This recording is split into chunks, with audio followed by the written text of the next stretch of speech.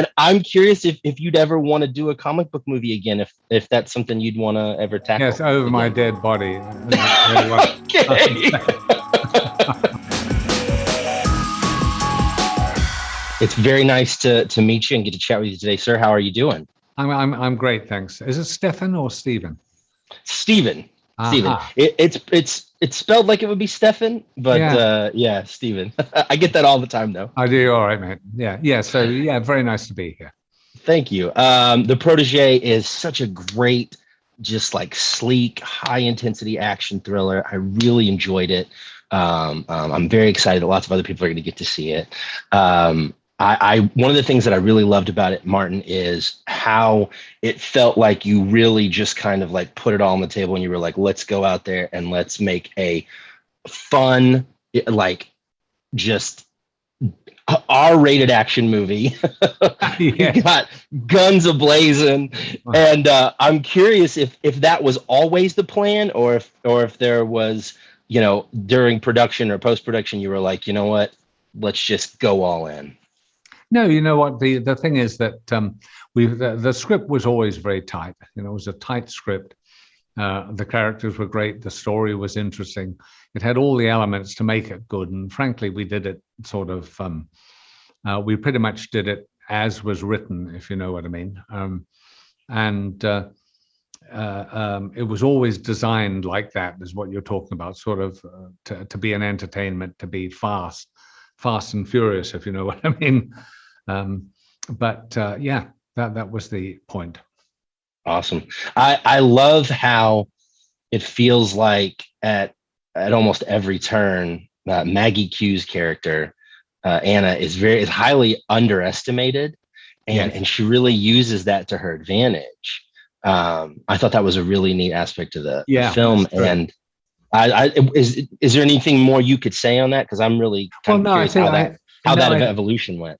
I think the key was to actually have, first of all, believe in Maggie. I mean, number one, because I think a lot of these movies with female-driven movies, the kind of the female assassin movie, whatever they may be, a lot of them I just don't believe that the women could beat the hell out of 10 guys. I just don't believe it. Mind you, some of the men equally, but generally I have a great problem with that. So our job was to really try and make it convincing that when she dished out, she really, you really believed it, that she could actually do this. And I think you do. I think that's what's so good. And she's equal to Michael Keaton. Michael Keaton, of course, is an assassin in it as well. They're both kind of almost equal stature in those terms. But she gives as good as she gets, and she's always, what I mean, she's always kind of one jump ahead of him normally. You know what I mean?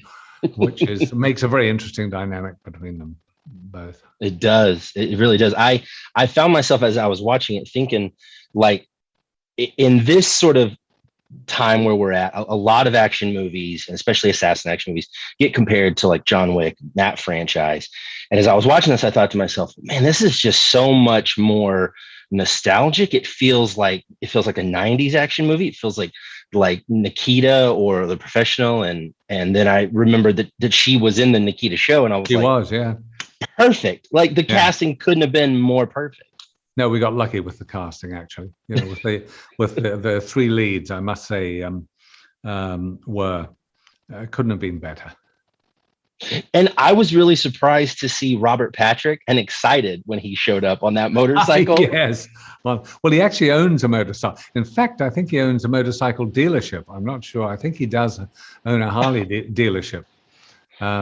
And he, of course, was thrilled to be on a motorbike. So, it's going to be more perfect for him. He's such a great guy too, Robert.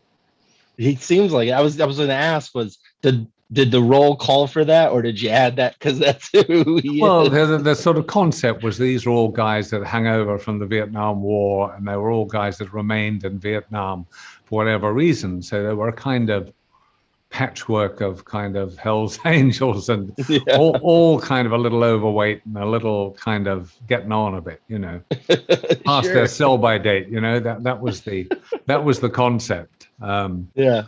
And we adapted that because, to be honest, I had to shoot that sequence in Bulgaria because they wouldn't let us into Vietnam. And in fact, the countryside you see in that sequence is very similar to the countryside you see in Vietnam, because we actually did a location scout over there. So, you know, the motorbike sequence itself was shot there. And Robert, of course, was absolutely thrilled to be on a motorcycle leading the gang. I think that's his territory, basically. That's where he feels most comfortable. Yes, indeed. You know, it's funny that you mentioned Bulgaria and the location, because one of the questions that I had was I was going to ask if you filmed a lot of this on location, because there's some beautiful scenes and sequences. Yeah, most of it shot on location. Yeah.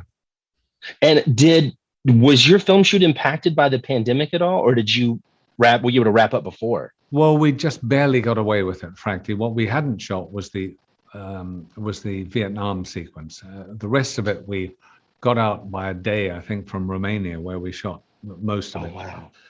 Got to London, shot for 3 days, had to get the hell out of England, where they closed down a day later. So we barely escaped.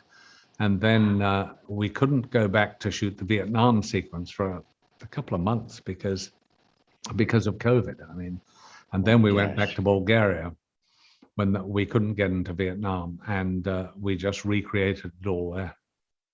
Oh, wow. That's so wild that you guys were able to pull all that off and get that just like skin of your teeth kind of thing. Sure, we did. Oh, yeah.